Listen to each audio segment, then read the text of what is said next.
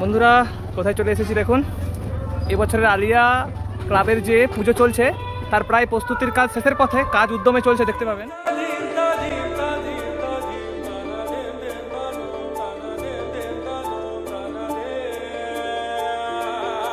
চলোকে দেখে নিই ভেতরের ডেকোরেশনটা কেমন হয়েছে বা প্যান্ডেলটা কেমন তৈরি হয়েছে।